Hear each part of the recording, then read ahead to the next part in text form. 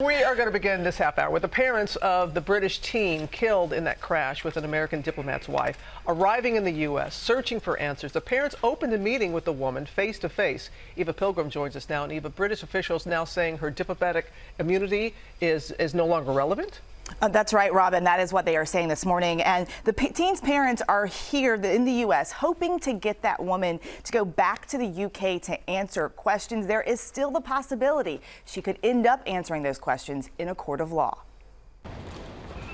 This morning, the parents of Harry Dunn, the English teen killed in a head-on car crash with a U.S. diplomat's wife, flying from the U.K. to the U.S., demanding answers. On August 27th, 19-year-old Harry Dunn was driving on his motorbike when he was hit by a car driving on the wrong side of the road.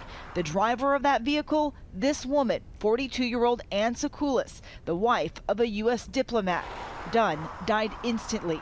Police say Sacoolas initially cooperated, but days after the accident, she fled the country, returning to the U.S., claiming diplomatic immunity, which protects diplomats and their family members from prosecution or lawsuits under the host nation's laws. I can't believe she's living with herself doing this. How can you just be like that? Just get on a plane and go. How can she be allowed to?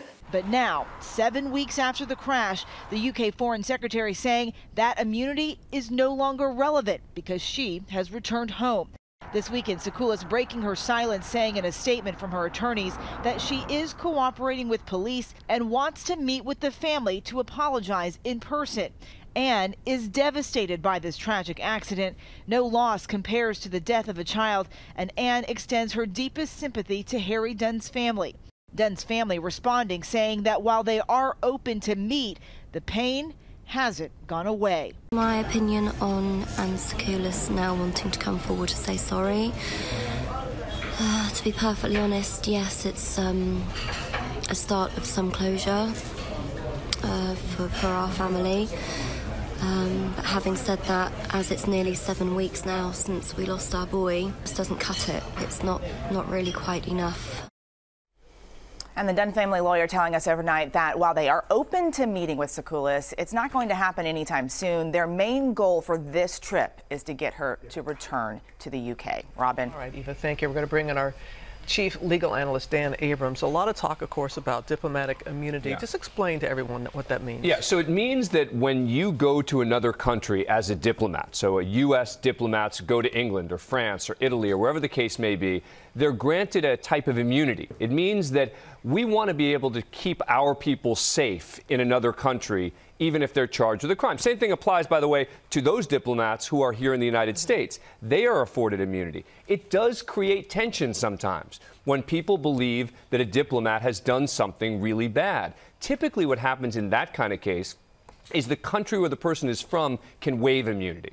They can say, aha, okay, this is serious, we get it. We're going to waive immunity. The U.S. did not waive immunity in this case. And so while they're talking about the fact that the immunity doesn't apply, it's not entirely true. Because if she were charged in the UK and they said, OK, we're going to charge her with manslaughter, we'd like her extradited to the United Kingdom, I don't think the U.S. would agree to that. OK, so nothing can be done. She's here.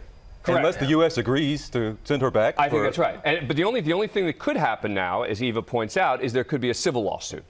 So she could either be sued by the family in England or potentially here, meaning you sue her in England, she doesn't come to the trial, etc.